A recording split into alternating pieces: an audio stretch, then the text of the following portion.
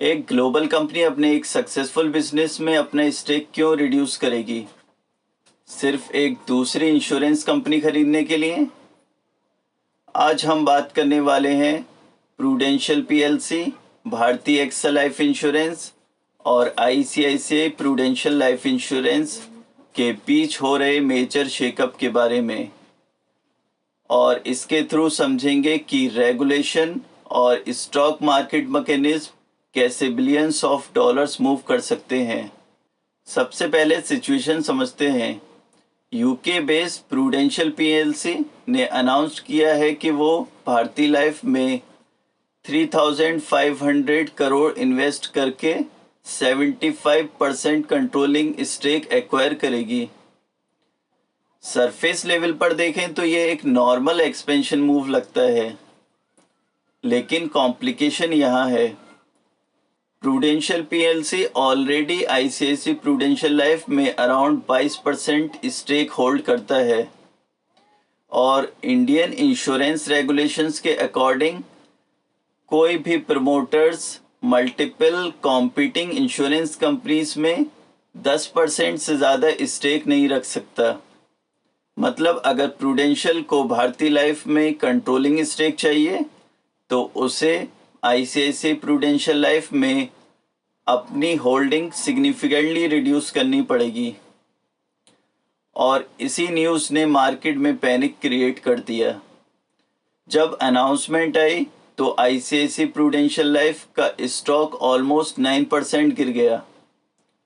पर यहाँ इम्पोर्टेंट बात यह है कि कंपनी का एक्चुअल बिजनेस ओवरनाइट चेंज नहीं हुआ, बल्कि मार्केट का रिएक्शन एक और चीज़ को लेकर था, सप्लाई ओवरहैंग।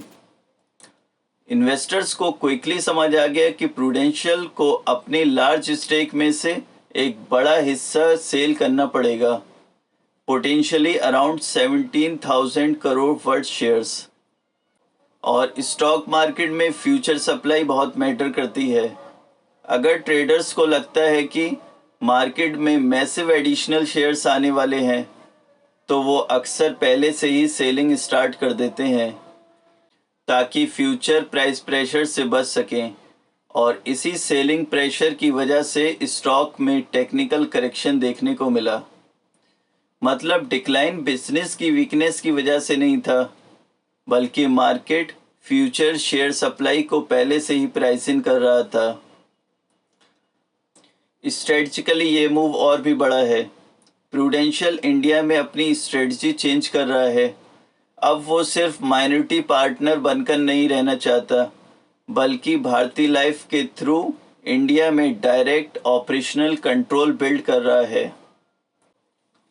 और यहीं से एक इम्पोर्टेंट बिजनेस लेसन निकलता है। इंश्योरेंस और बैंकिंग जैसे रेगुलेटेड सेक्टर में ओनरशिप खुद एक स्ट्रेटजिक एसेट बन जाता है।